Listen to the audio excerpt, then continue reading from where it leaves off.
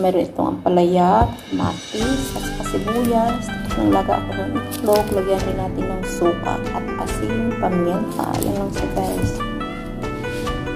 So, alisin muna natin ito.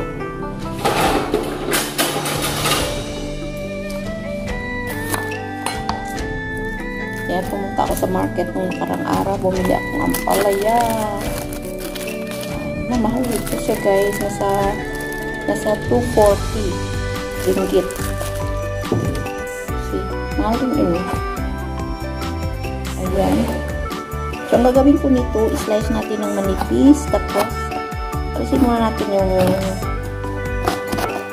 kanyang buto. Tapos, islice natin siya ng manipis. Ganda daw, ganda ng fresh na fresh.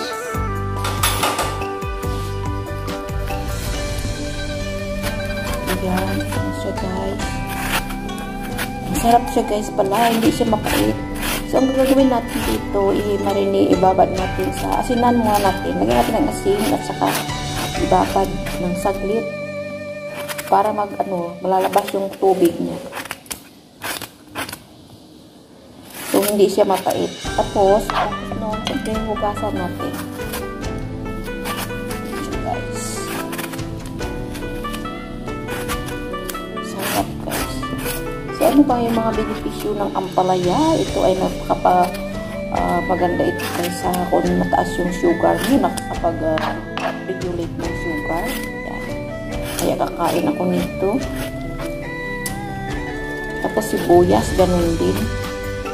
Yan, kamatis, isarin niya. So, kainin natin ito para mag-ano yung ating sugar, mag-stable siya. Wala na akong iniinom na gamot. So, kakain tayo ng mga pampakontrol ng sugar.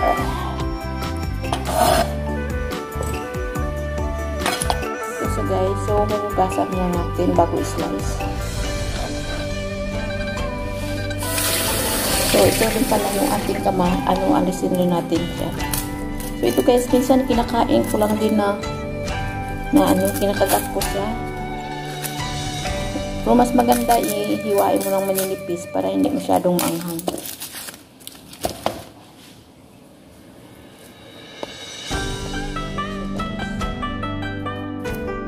Sibuyas, bombay. Yan, mura lang ito guys. Isa nitong pagpapakain ka nito, nakaka-regulate rin siya ng sugar. Kaya ito kung pinakain mo. Pag isa rin mga kainin mo ito kahit maambil maanghang. Yung ginagawa ko nito, na-slice ko siya para hindi siya maanghang. Kasi kung pagkatin ko lang ng ganito, maanghang.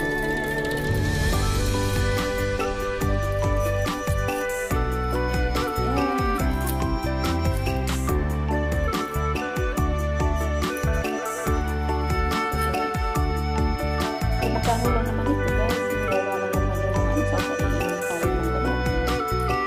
So, hindi pa ako nakapag-check up ulit ng ating sugar. Monitor ko lang siya. Ayan, hugasan ko natin.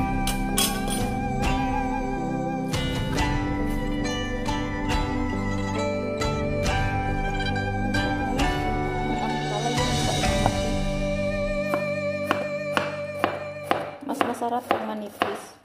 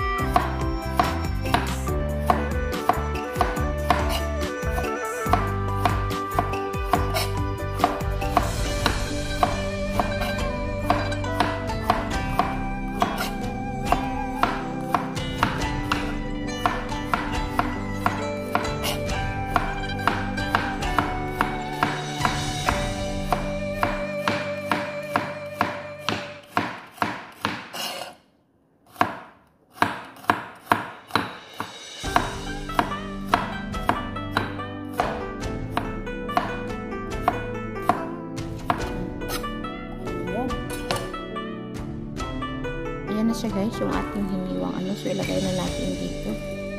Lagyan natin ng asin. Ang ganda guys. Sobrang green na green siya. Ayan. Ayan. So ito yung ating asin.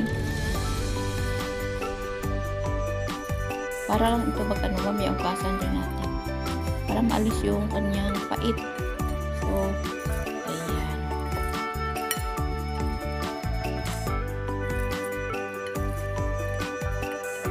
Kinamay ko na guys kasi malinis naman yung aking kamay. Mamaya pipigain ko. Hugasan dito at saka pipigain. Yan. So habang tayo ay nagpababad ng ating ampalaya, maghihiwa tayo ng ating kamatis at sibuyas. So guys, ayan ating kamatis. Ayan na guys.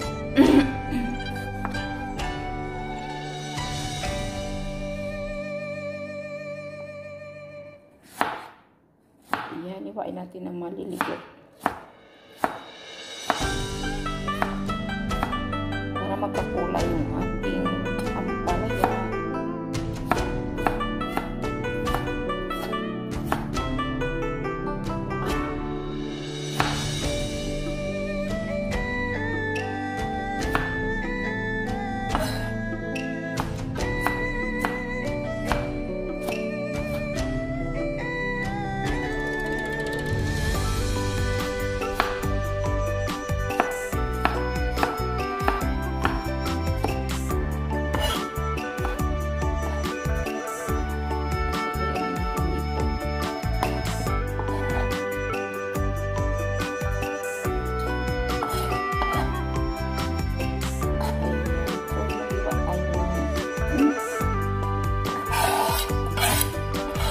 Sibuyas. Yan, pakakunti lang.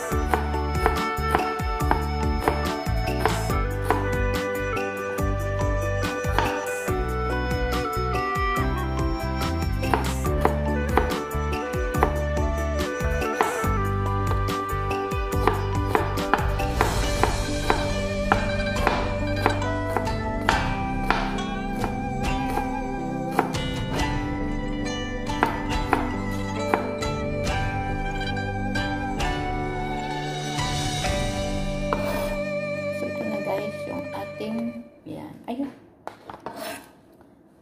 So, tingnan natin yung ating ampalaya. Yan, hindi pa masyadong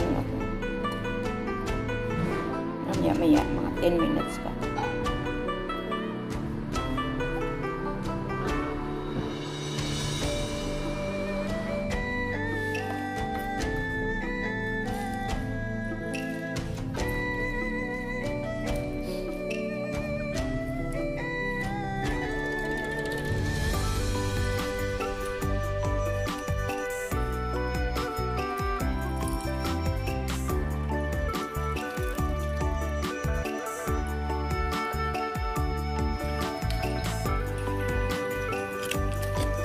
Lalo sa pait guys.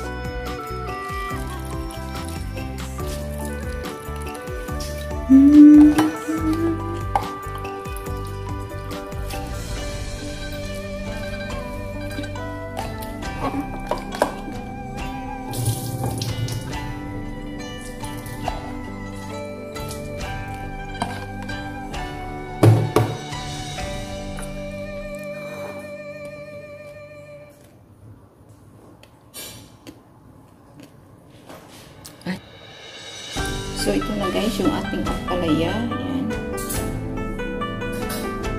Ayan na yung ating ampalaya. Gawa tayo ng ampalaya salad. Tsaka mayroon akong sibuyas. Ayan yung ating sibuyas. Natin yung ating itlog. Ayan, sibuyas natin. Hiniwa ko ng slice-slice at saka kamatis.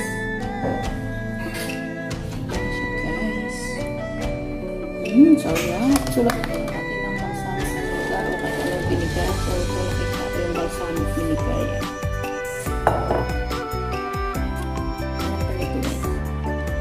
Ayan. Salad yan. So, hindi ko na ito nilagay ng asin.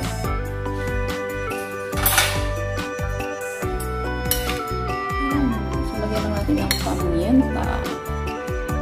May ito. Diba? Pagawa na tayo ng galing sa ampalaya. So, hindi din kahit anong vinegar, kahit anong suka guys. Basta ang so, kung gusto nyo, medyo lagyan nyo din ng konting asukal. So, ayaw ko lang ng asukal. So, hindi ko na rin nilagyan ng asin kasi kanina itong ampalaya, binabad ko na sa asin. Ayan, ang sarap sa isang itlog. Tagop yung kanyang